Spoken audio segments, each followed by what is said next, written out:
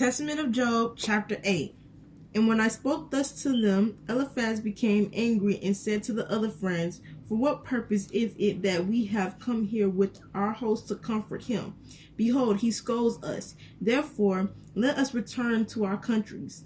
This man sits here in misery, worm-eaten, amidst an unbearable state of purification, and yet he challenges its saving. Kingdoms will perish in their rulers, but my kingdom, he says, will last forever. Eliphaz then rose in great commotion, and turning away from them in great fury, said, I go on.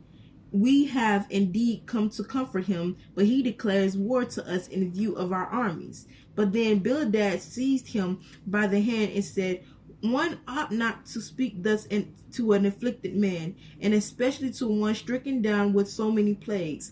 Behold, we being in good health, dread not approach him on account of the offensive odor, except with the help of plenty of fragrant aroma. But you, Eliphaz, are forgetful of all this. Let me speak plainly. Let us be magnanimous and learn what the cause is.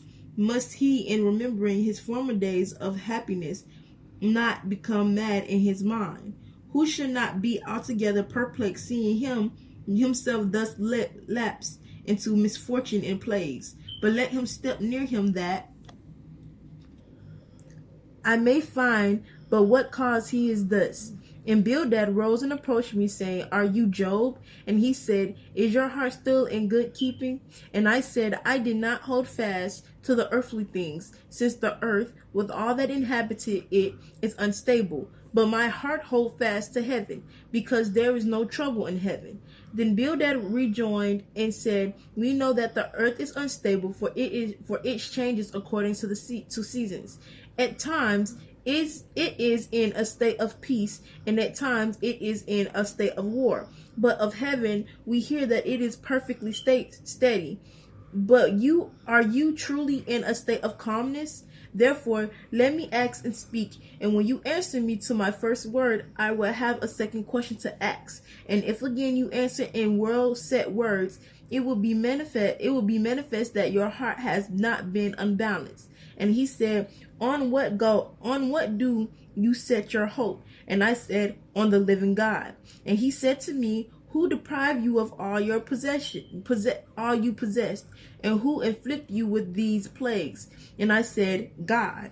And he said, If you still place your hope on God, how can he do wrong in judgment, having brought on you these plagues and misfortunes, and having taken from you all your possessions? And since he has taken these, it is clear that he has given you nothing. No king will disgrace a soldier who has served him well as bodyguard.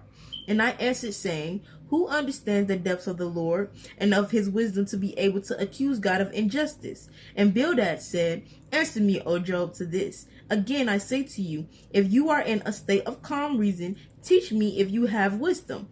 Why do we see the sun rise in the east and set in the west? And again, when the rising in the morning, we find him rise in the east. Tell me your thought about this. Then I said, Why will I betray the mighty mysteries of God? And should my mouth stumble in revealing things belonging to the Master? Never. Who are we that we should pray into matters concerning the upper world while we are only of flesh? No, earth and ashes. In order that you know that my heart is sound, hear what I say, what I ask you. Through the stomach comes food, and water you drink through the mouth, and then it flows through the same throat. And when the two go down to become excrement, they again part. Who effects this separation?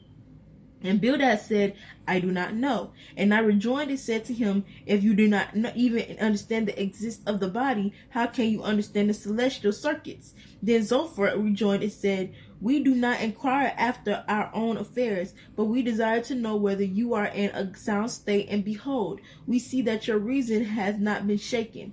What now do you wish that we should do for you?